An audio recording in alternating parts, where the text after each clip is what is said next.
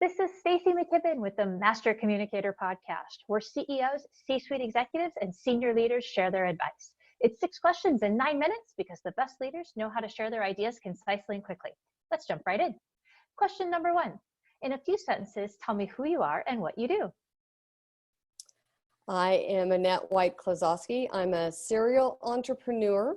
I have developed several businesses, and they're really around leadership development, organizational culture, and leading teams. And I'm currently facilitating a couple of executive peer review group and chairing the Women Presidents Organization for my state.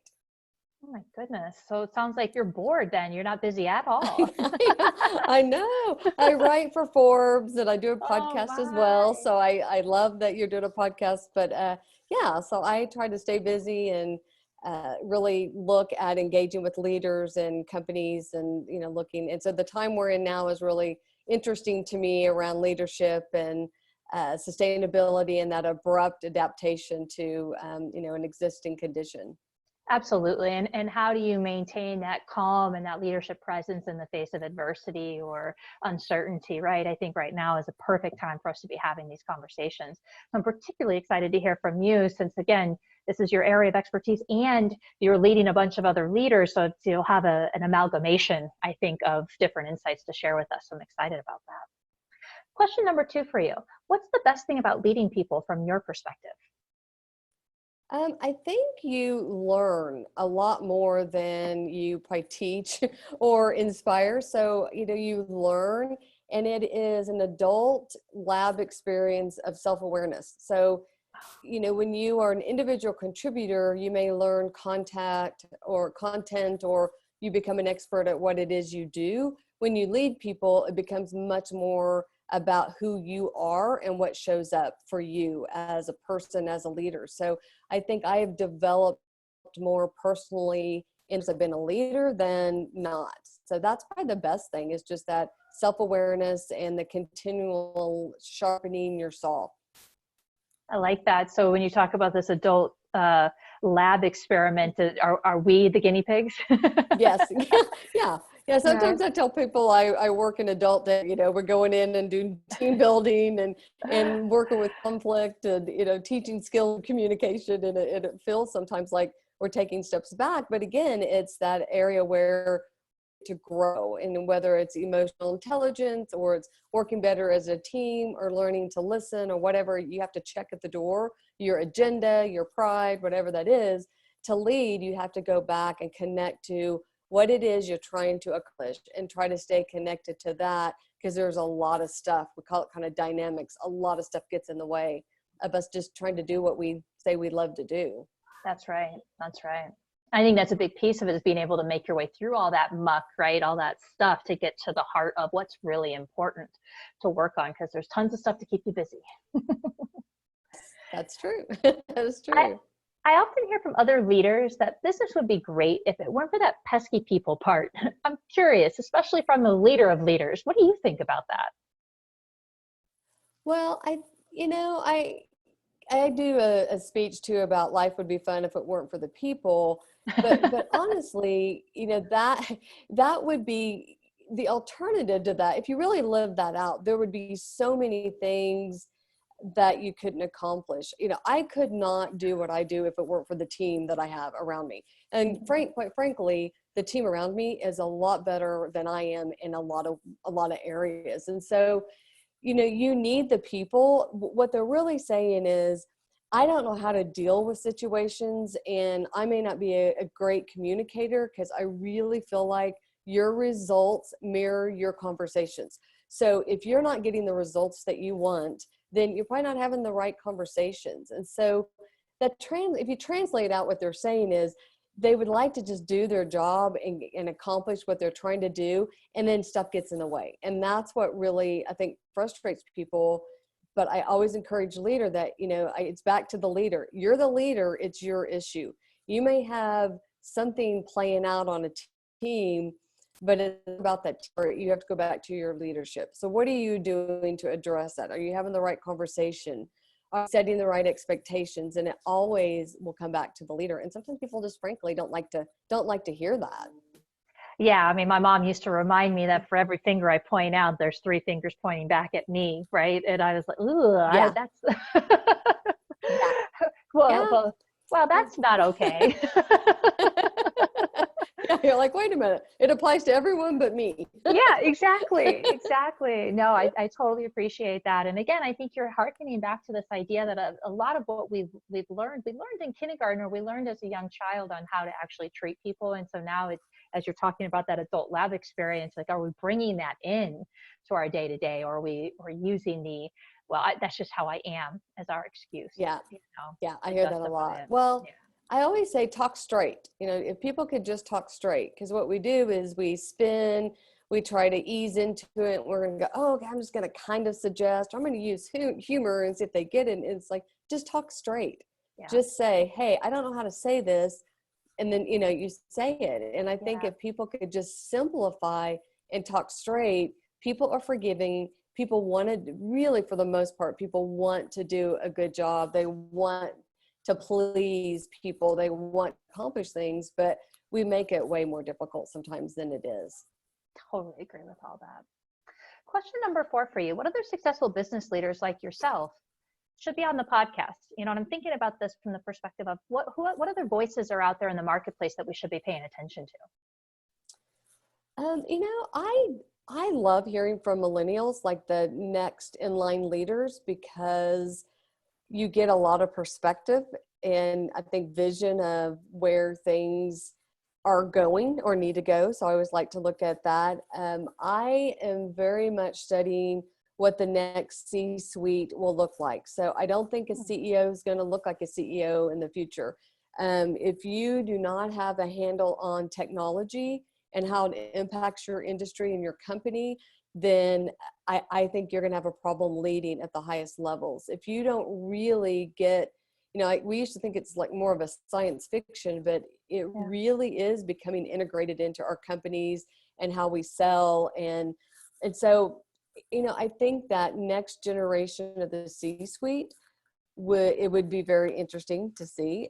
I am a firm believer of, the critic doesn't count. It's the person in the ring. I don't know if you've ever heard the man in the ring, but it's a story of when, you know, there's a lot of critics out there and you see them every day on social media or whatever. And the people that I listen to are really the people that are in the ring doing what I'm doing and are in the trenches every day. And so I like looking at not the leader that's sitting out there that's not really engaged, rolling their sleeves up, but the person that struggles, that's, you know, climb their way to where they are. And because this is just a different perspective, I think. I also think we're getting into a time where the human aspect counts. I think people are so fearful technology is going to take over and we're not going to have people are going to lose their jobs. And I think when you're in a time where there's any kind of turbulence at all or abrupt change, or we have to adapt quickly, you cannot replace that human aspect. And so I think people that are trying to do things a different way, that are looking at social impact and they're in their communities of influence, people that are looking at the workforce and doing things that are way different, those are the leaders that are interesting to me. Because you probably have read about every leadership book, and there's very few that have new lines of thinking, very few. Right. And so when you go and really hear about people that are applying concepts a new way, or you know, disrupting their industries, and like, you know, it's like the Uber. Who are the Uber leaders?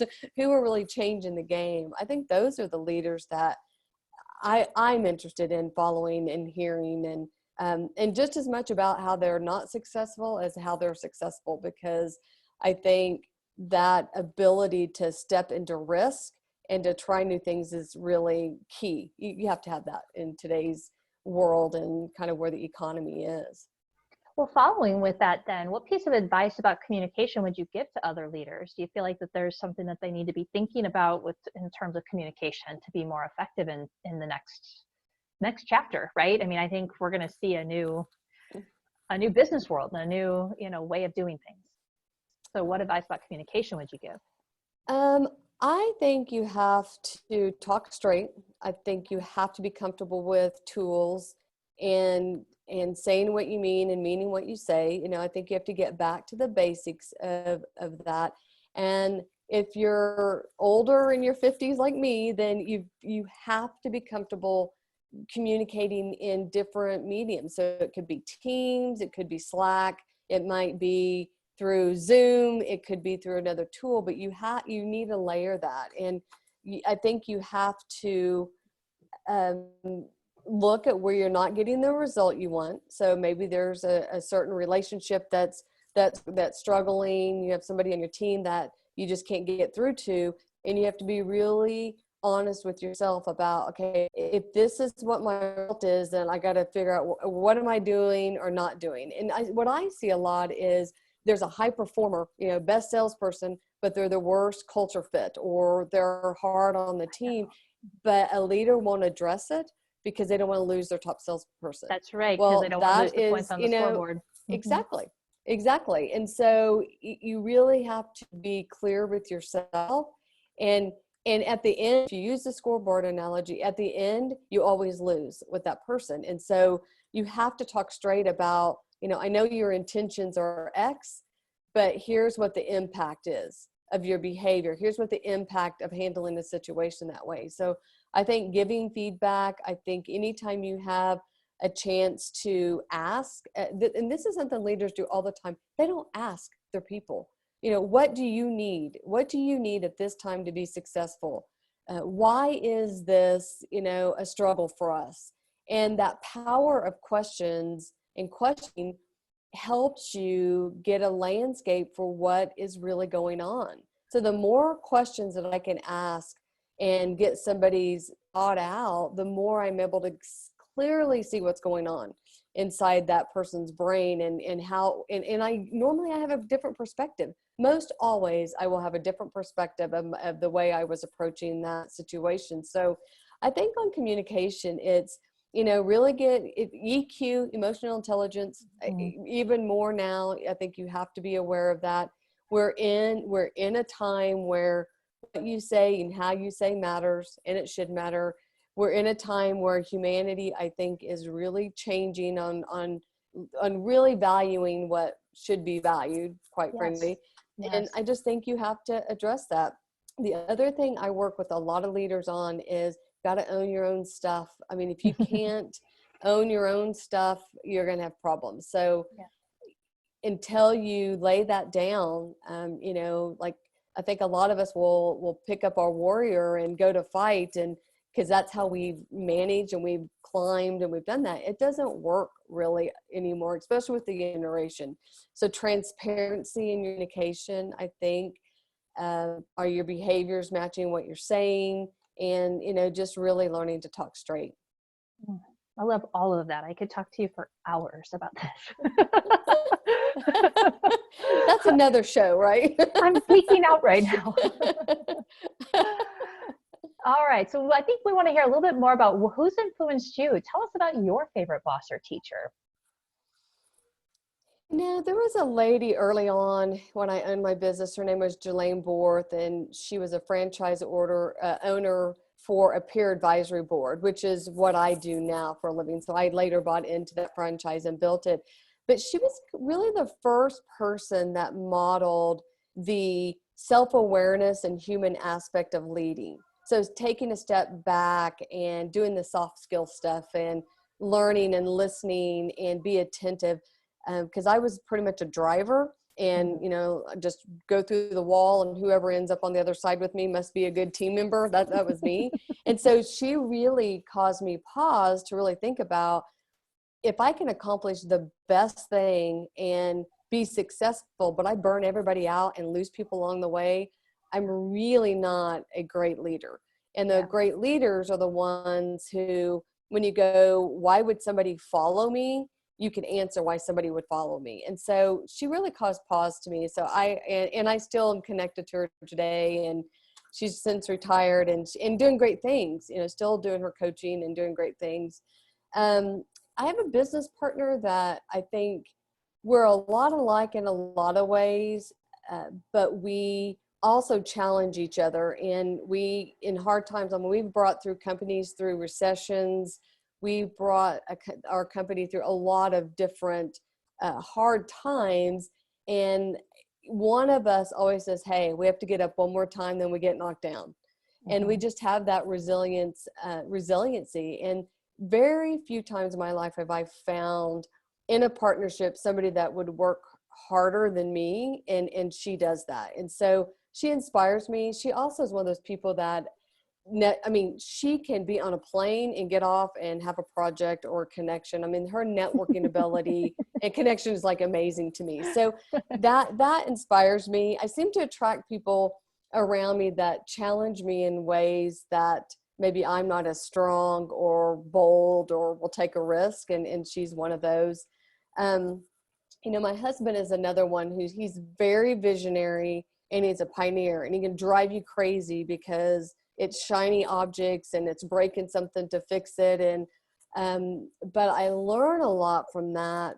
You know, I just learn a lot from him constantly creating where things are going and how technology is going to impact us as leaders and companies, and the creativity and innovation that comes from him. So I probably would get lazy in a lot of ways and just doing things that I've always done. And so I'm challenged to kind of really reach out and think things differently. I mean, there's been so many. I remember having a boss. I worked in economic development early on, and his name was Steve Kreidler. And I was young and I knew nothing. I thought I knew everything, but I knew nothing. And he would just let me go create. We would have something, and we put together one of the first angel investing groups in our city, and he let me be kind of a key lead. And I remember somebody that had that much faith in me, I did not want to let him down or my organization down. And I performed at a much higher level, even though I had no idea what I was doing a lot of times. And I remember that now when I'm working with people on my team, because they're way more capable than we really push them to be, or let them, you know, have enough rope to prove that to themselves. Because a lot of times they've got to prove that to themselves. So, I mean, that's a few. I could go on. I mean, there are so many people around me that have impacted me. You know, I had parents that owned their own business. So I saw they owned weekly newspapers. So I grew up in a family that owned small business and had employees, and could be paycheck to paycheck. It could be struggles in the business, and they're the ones working when everybody else is on vacation.